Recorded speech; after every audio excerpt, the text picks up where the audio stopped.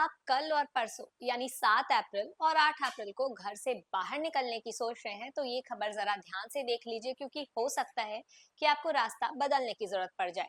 नमस्कार, न्यूज पोडिशन देख रहे हैं आप और मैं हूं अदिति आपके साथ। देखिए, पटना के कुछ ऐसे इलाके हैं जहां का यातायात जो है वो आगे आने वाले 2 दिनों के लिए मतलब 7 अप्रैल और 8 अप्रैल के लिए पूरी तरीके से प्रभावित रहने वाला है। वहां पर आवाजाही की समस्या हो सकती है, आपको रूट बदलना पड़ सकता है। लेकिन क्यों?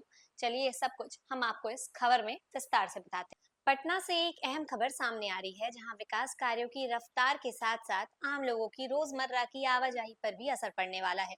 अगर आप 7 और 8 अप्रैल को इस रूट से गुजरने की योजना बना रहे हैं तो जरा सतर्क हो जाइए क्योंकि कुछ घंटे के लिए आपकी राह बदल सकती है। दरअसल पटना इलेक्ट्रिसिटी सप्लाई यूनिट पेसू द्वारा शहर में बिजली आपूर्ति को और ज्यादा मजबूत बनाने के लिए 132 केवी ओवरहेड ट्रांसमिशन लाइन का निर्माण किया जा रहा है। इसी कार्य के चलते दीघा ओवरब्रिज से रूपसपुर रेलवे ओवरब्रिज तक 7 से 8 अप्रैल को सुबह 9 बजे से दोपहर 2 बजे तक यातायात पूरी तरीके से बाधित रहेगा। ये ट्रैफिक ब्लॉक सुरक्षा कारणों से लगाया जा रहा है क्योंकि इस दौरान मोनोपोल ट्रांसमिशन टावर की स्थापना की जाएगी। पेसू ने पहले ही स्पष्ट कर दिया है कि ये कदम शहर की बिजली व्यवस्था को अधिक विश्वसनीय और स्थिर बनाने के लिए उठाया गया है। देखिए, यातायात व्यवस्था को सुचारू बनाए रखने के लिए इसे 2 चरणों में लागू किया जाएगा। पहला चरण, इस दौरान मुख्य अवरोध नेहरू पथ मतलब रूपसपुर आरओबी और पाटलिपुत्र जंक्शन के निकास के पास रहेगा। पाटलिपुत्र जंक्शन से उत्तर दिशा में जाने वाले वाहन दीघा ब्रिज का उपयोग करेंगे।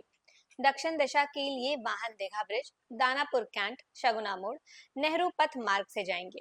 दीघा आरओबी से नेहरू पथ जाने के लिए भी यही मार्ग मान्य होगा। दूसरा चरण, इस चरण में अवरुद्ध पाटलिपुत्र जंक्शन निकास और दीघा आरओबी के पास रहेगा। दक्षिण दिशा में जाने वाले वाहन नेहरू पथ मतलब रूपसपुर आरओबी से गुजरेंगे। उत्तर दिशा के लिए नेहरू पथ, शगुना मोड़, दानापुर कैंट मार्ग तय किया गया है। दीघा आरओबी से नेहरू पथ जाने के लिए भी यही वैकल्पिक रास्ता अपनाना होगा। पेसू ने लोगों से अपील की है कि वे इन निर्धारित समय के दौरान वैकल्पिक मार्गों का ही उपयोग करें और ट्रैफिक नियमों का पालन करें ताकि अनावश्यक जाम और परेशानी से बचा जा सके।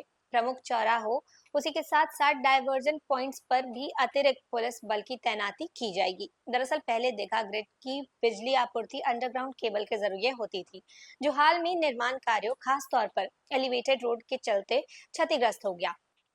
अब इसकी जगह 2 सर्किट वाली 132 केवी ओवरहेड ट्रांसमिशन लाइन तैयार की जा रही है जिससे करीब 300 मेगावाट तक बिजली आपूर्ति संभव होगी। देखिए, उम्मीद है कि इस परियोजना से पूरा होते ही राजधानी के कई इलाकों को बेहतर और निर्बाध बिजली जो है वो मिलेगी, लेकिन फिलहाल थोड़ी सी सावधानी और सही रूट का चुनाव ही आपकी यात्रा को आसान बना सकता है।